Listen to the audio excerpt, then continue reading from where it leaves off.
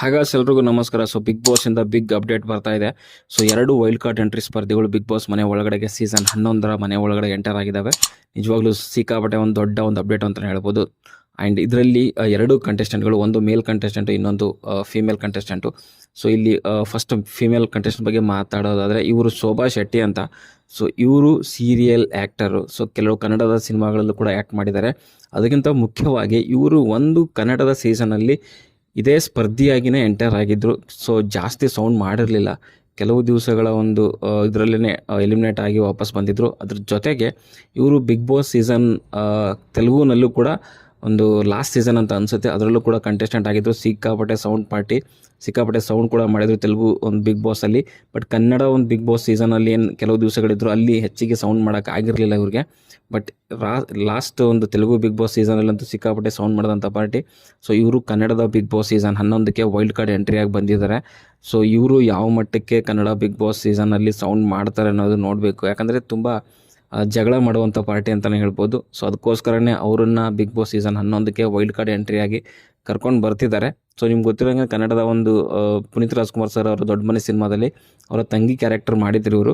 ಇದೇ ರೀತಿಯ ಕೆಲವು ಸಿನಿಮಾಗಳಲ್ಲಿ, ಕೆಲವು ಸೀರಿಯಲಲ್ಲಿ ಕೂಡ ಆ್ಯಕ್ಟ್ ಮಾಡಿದ್ದಾರೆ. ಅದೇ ಕಲರ್ಸ್ ಕನ್ನಡದಲ್ಲೇನೆ ಅಂತ ಹೇಳ್ಬೋದು. ಅವರು ಯಾವ ಮಟ್ಟದಲ್ಲಿ ಸೌಂಡ್ ಮಾಡ್ತಾರೆ ಬಿಗ್ ಬಾಸ್ ಮನೆ ಒಳಗಡೆಗೆ ಅನ್ನೋದು ನಾನಂತೂ ಕಾತುರದಿಂದ ಕಾಯ್ತಾ ಇದ್ದೀನಿ. ಇನ್ನೊಂದು ಕಂಟೆಸ್ಟೆಂಟ್ ಯಾರು ಅಂತಂದರೆ ರಜತ್ ಅಂತ. ಇವರು ಕೂಡ ಕನ್ನಡದ ಒಂದು ಸೀರಿಯಲ್ ಆ್ಯಕ್ಟರು, ಕಲರ್ಸ್ ಕನ್ನಡದಲ್ಲೇ ಕಾಣಿಸ್ಕೊತಾರೆ. ಅದ್ರ ಜೊತೆಗೆ ಲಾಸ್ಟ್ ಸೀಸನ್ ರಾಜಾರಾಣಿ ಶೋನಲ್ಲಿ, ಅದೇ ಕಲರ್ಸ್ ಕನ್ನಡದಲ್ಲಿ ಬರುವಂಥ ರಾಜಾರಾಣಿ ಶೋನಲ್ಲಿ ಕೂಡ ಕಂಟೆಸ್ಟೆಂಟ್ ಆಗಿ ಬಂದಿದ್ದರು.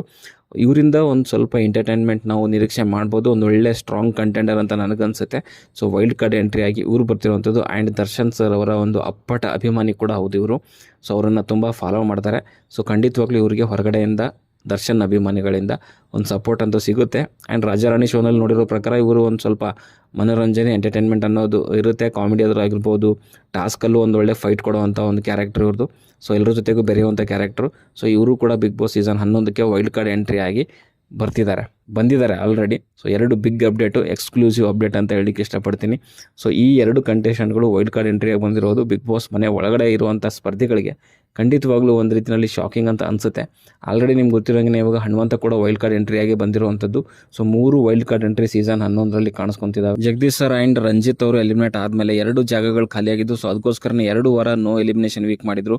ಅದಾದಮೇಲೆ ಇವಾಗ 3 ವೈಲ್ಡ್ ಕಾರ್ಡ್ ಎಂಟ್ರಿ ತಂದಿರೋದು ಬಿಗ್ ಬಾಸ್ ಮನೆ ಒಳಗಡೆಗೆ. 125 ದಿನಗಳ ಒಂದು ಈ ಸೀಸನ್ ಮಾಡಬೇಕು ಅಂತ ಅಂದ್ಕೊಂಡಿದ್ದಾರೆ. ಅದು ಮೇ ಬಿ ಕಂಪ್ಲೀಟ್ ಮಾಡ್ತಾರೆ 125 ಡೇಸ್ ಅಂತ ಅನಿಸುತ್ತೆ. ಅದಕ್ಕೋಸ್ಕರನೇ 3 ವೈಲ್ಡ್ ಕಾರ್ಡ್ ಎಂಟ್ರಿಗಳನ್ನ ಕರ್ಕೊಂಡು ಬಂದಿದ್ದಾರೆ. ಜೊತೆಗೆ ಇವಾಗ 2 ಒಂದು ನೋ ಎಲಿಮಿನೇಷನ್ ವೀಕ್ ಕೂಡ ಮಾಡಿದರು. ಇದರಿಂದ ಗೊತ್ತಾಗುತ್ತೆ ಈ ಸೀಸನ್ ಸ್ವಲ್ಪ ಜಾಸ್ತಿನೇ ಲಾಂಗ್ ಆಗಿರುತ್ತೆ ಅಂತ.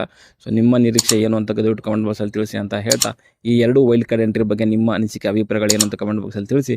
ಸದ್ಯಕ್ಕೆ ಹೊಡೆದಷ್ಟೇ ಲೈಕ್ ಮಾಡಿ, ಶೇರ್ ಮಾಡಿ, ಚಾನಲ್ ಸಬ್ಸ್ಕ್ರೈಬ್ ಮಾಡ್ಕೊಳ್ಳಿ ಅಂತ ಹೇಳ್ತಾ ಮುಂದೆ ನೋಡೋದ್ರಲ್ಲಿ ಸಿಗೋವರೆಗೂ ಟಾಟಾ.